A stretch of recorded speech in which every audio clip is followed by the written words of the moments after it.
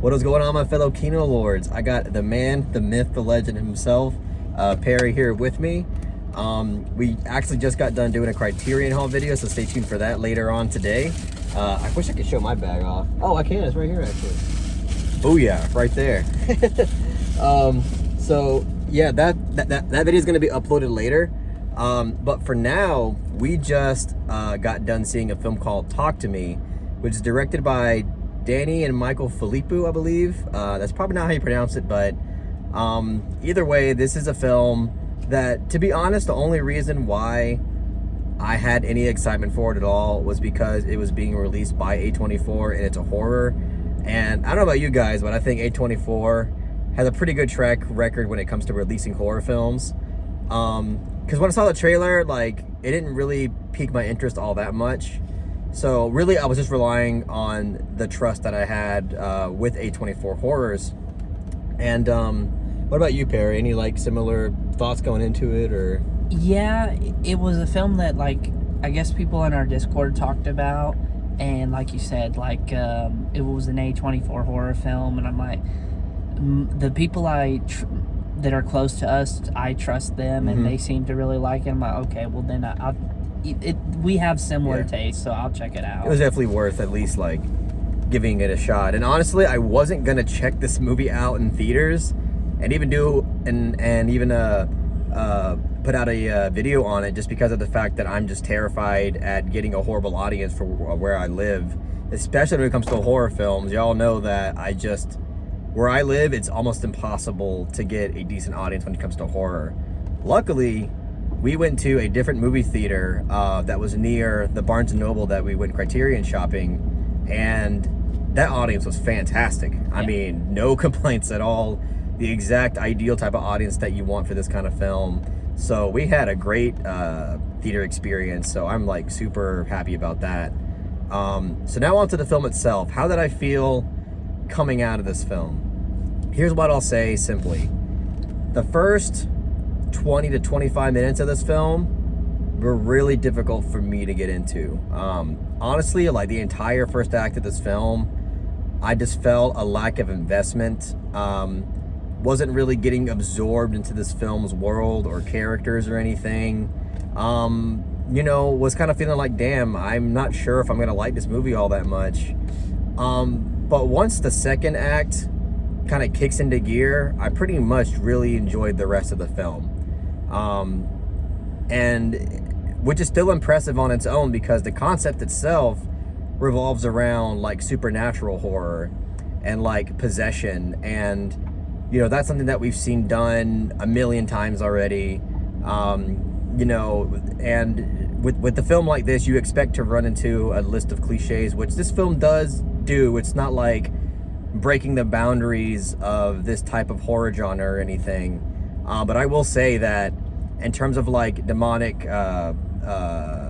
possession films, I think that for what it is, it's, I mean, 10 times better than anything that you're gonna get out of like a big budget Hollywood production. It's a lot more creative, it's a lot more substantive, it's just a lot more effective overall when it comes to its filmmaking. So yeah, like the second and third act of this film, I think are really, really good. Really effective stuff. And yeah, so I mean, with that, I'll reserve the rest of my thoughts so I don't really go on for too long. But just know that overall, I think that this film did its job quite well, despite the fact that I really don't think the first act of this movie is all that interesting or really all that great. But I'll talk more later. For right now, I'll go ahead and let Perry speak his piece. Yeah, I'm actually pretty much in the exact same boat. Like you said, I really didn't care for the first act of this movie. Like, I heard the dialogue, the character spouting off, and I'm like, oh no. Is this going to be one of those things where, like, the film is well directed and it looks great, and, you know, the directors definitely have a vision, they just don't know how to write dialogue. But thankfully, like you said, in the second and third act, the film became a lot more interesting. And I love how, like, the supernatural horror is kind of like a metaphor for like peer pressure and drug addiction. Yeah, like, I thought that was really interesting. But because like I will say I really, even though I'm not crazy about the first act, I really did like the cold open to this movie. Oh, the opening of this film was pretty good, yeah. Because, like, just I just love the way it just kind of drops you in and you don't have, like, any context of what's happening. Yeah, and from my perspective, I could be wrong, but it seemed like a one-shot sequence, too. Yeah, it was like a one-shot sequence. And just right off the bat, you're really anxious because, like, the main character just keeps on screaming. Mm-hmm. Well, not the main character, but the character that we're focused on just keeps on yelling. So immediately, right off the bat, the film is catching you on edge. And just the way, like, it was, that whole scene was directed and presented, it was just really effective. Yeah. And then, like I said, just a 20-minute stretch of I'm not really enjoying this. And also there's one thing that we've seen, kind of like the whole let's use kind of a dead parent to make you care about this parent. And I was like, oh no, they're not falling back on this trope, but it was actually well done and well incorporated into the film. I think they explored that concept in a way that ended up being actually surprisingly compelling. So yeah, and I mean, like, overall, in terms of another positive I do have with the film, I know that you mentioned this earlier before we actually started this review. The sound design, in some parts I do agree with Perry, as he said before this review. In some parts it can be a little obnoxious, because for some reason there's just moments where the sound design of, like, certain impacts and just certain situations are just exaggerated. But and overall, in terms of, like, the way that the sound design made this film stand out and have a sense of personality, I think is actually really great. I mean, there's some sequences, whether it's there's this reoccurring kind of moment in this film. There's almost like a theme on its own of this sound that of somebody trying to bust a door down, and that sound is, like, used in a few different sequences, and that has actual, like, relevance for a certain arc for the main character. And there's this one, like, nightmarish sequence where reality and memories and just, like, dreams are being, like, blurred, and the way that sound was incorporated in that kind of sequence I thought was really, really good. Really overall, like, I think really my main criticism of this film, and I might be alone on this, but overall, I really don't think that this film had the most unique presentation to it. Like, there's some splashes of it that I'm like, okay, that's an interesting way to express this idea or express that emotion. But overall, like, the directing is good and it's effective, but for me, it didn't have much personality to it.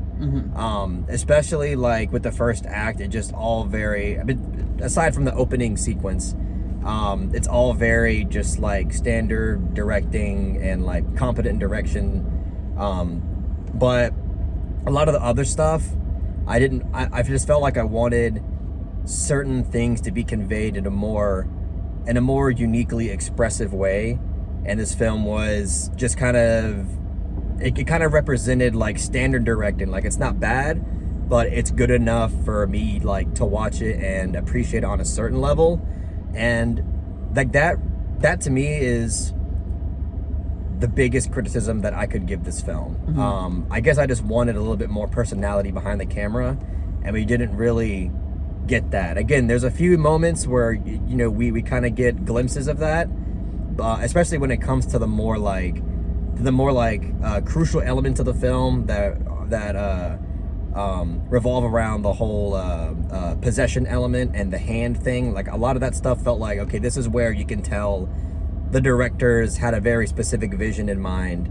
But everything else, it just felt like could have had a better sense of personality to it to really make it stand out as more unique. Yeah, it's like the directors, they know how to direct horror sequences, but when it comes to just shooting, like, regular, like, dialogue exchanges with characters, they don't really have, like, an idea of how to present that in a compelling way. Yeah, like, there was this scene, and pretty much, like, it's either like at the end of the first act or close to the beginning of the second act, where the main character is kind of telling another character about something that happened in their life, and for me, just I didn't find the presentation of that to be the most compelling, because the camera's just kind of stationary there, and she's just kind of telling everything verbally, and I felt like this would have been more engaging for me if this had maybe been told through more visual means,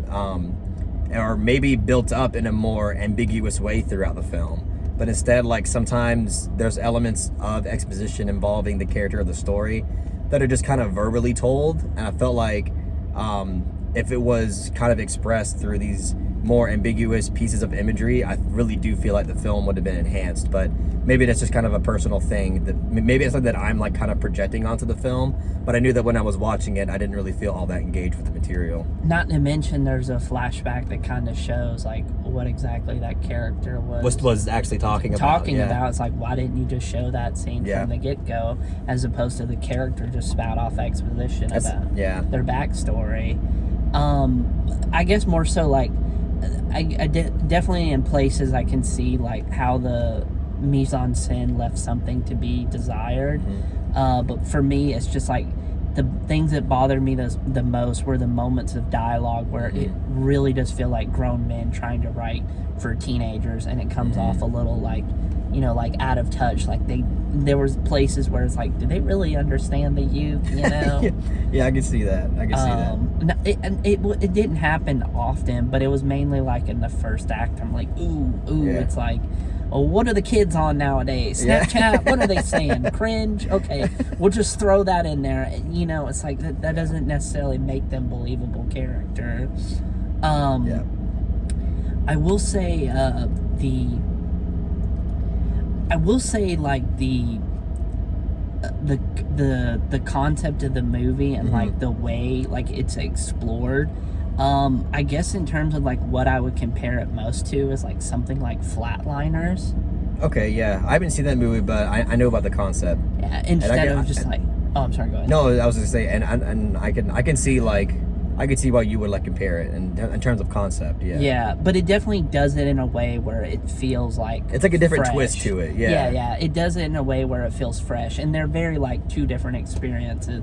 It's just like I can see the concept of this film being inspired by, you know, because you know that's kind of how film works in general. It's like nothing is wholly original, everything is borrowed and influenced from other.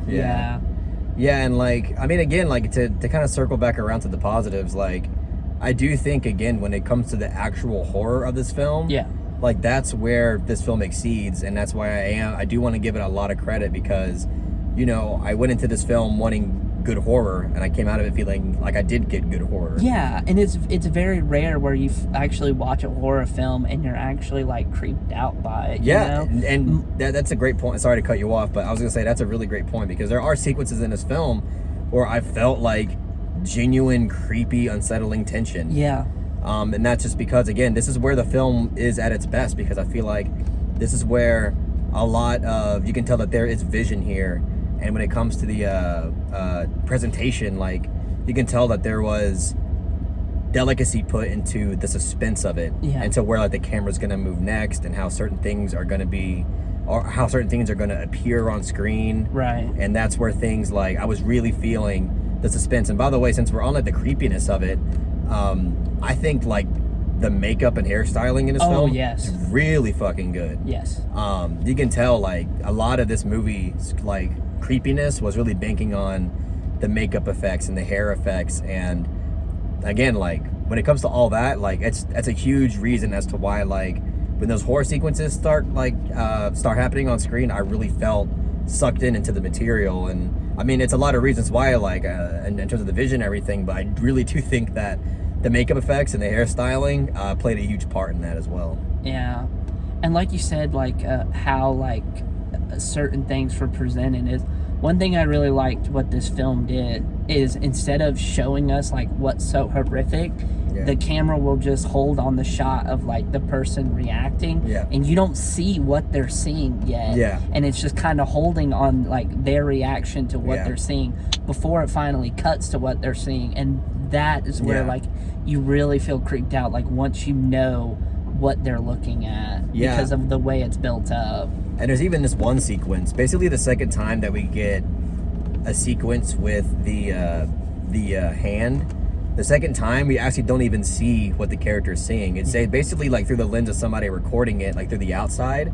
And I thought that was a really interesting way to let the audience, like, you know, use their own, kind of like, project their own, I guess project their own ideas onto the scene of what's happening.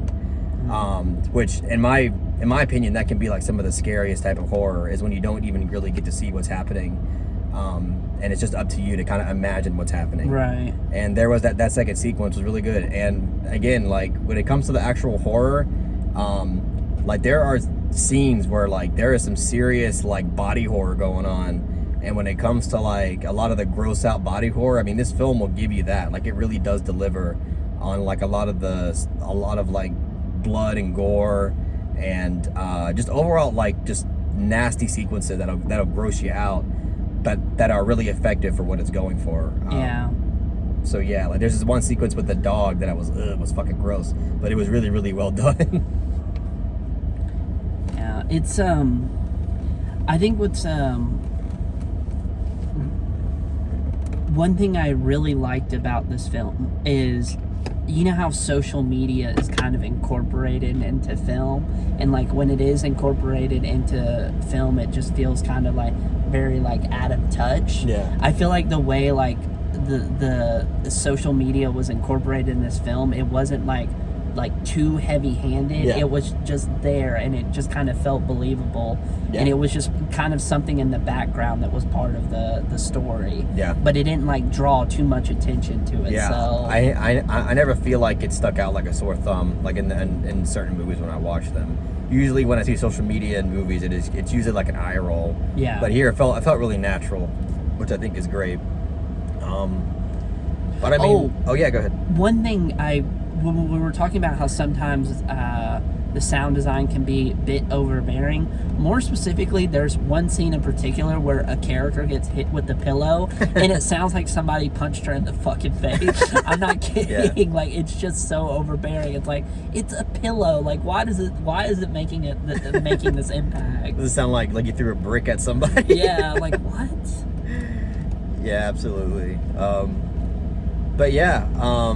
But obviously, like, you know, in terms of theme, like Perry touched on it, it kind of draws like a symbolic comparison to possession with drug abuse and peer pressure. But there's also like themes in this movie that are about guilt and grief and depression. Because of course there is. It's not an art house movie without those. It's not an art house horror movie without that. So like, it's a substantive movie. I quite enjoyed it for the most part.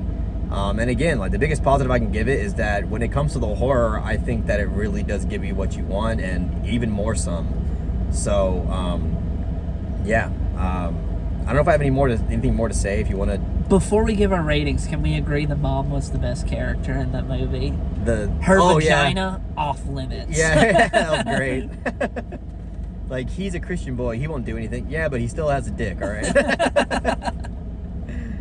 Yeah, it was good. I guess that's it, right, Perry? Yeah. No more? Okay. You go first, I'll go last. Oh, but I always go last. Oh, really? Yeah. Been here for so long, I forgot how we roll. So, all right, I'll go first then. I'll give Talk to Me a solid, I'll give it a solid to strong 7 out of 10. You know what? I'm in the exact same boat. Solid to strong 7 out of 10. Twinsies. Twinsies. Very nice.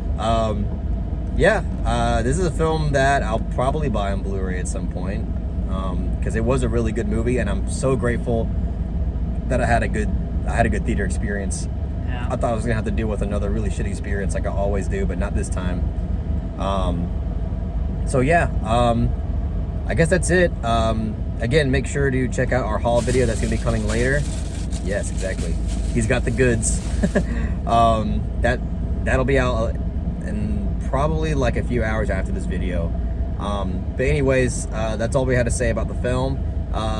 Please share this video if you really enjoyed it, and share it amongst your friends. And don't forget to subscribe to the channel to be updated on more film related content. Peace out.